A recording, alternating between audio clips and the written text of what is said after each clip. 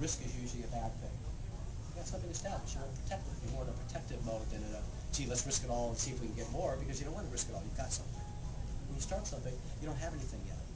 And so you almost need to take risks to get somewhere. And a lot of people, risk-taking isn't that much fun for them. It's not something they do in their normal life, but they have to learn to temporarily do it to get something started. Because it's those risks that your customers appreciate when you take a risk and make them happy, and, or you take a risk to get something done. But when you don't have anything, you often have to take some risks to get somewhere. Like what cookies you're going to bake the first time. You have to take a risk. Well, they're going to like chocolate chip, whatever. They're just risks involved in the whole process. So if you're not into risk-taking, you got to learn how to be pretty good at it, at least for that startup phase, because it's important you take some risks, but they have to be good risks.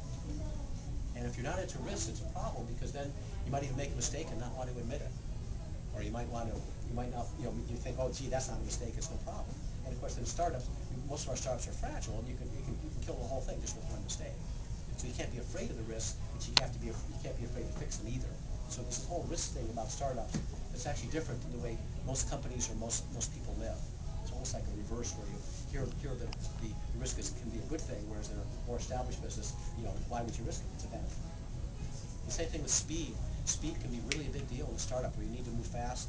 Fix your mistakes is actually the biggest reason. They're so fragile, you need to fix them.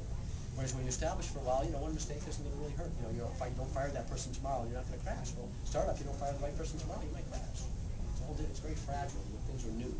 Remember, it's so hard to do something new, and so it's fragile to start with. And so that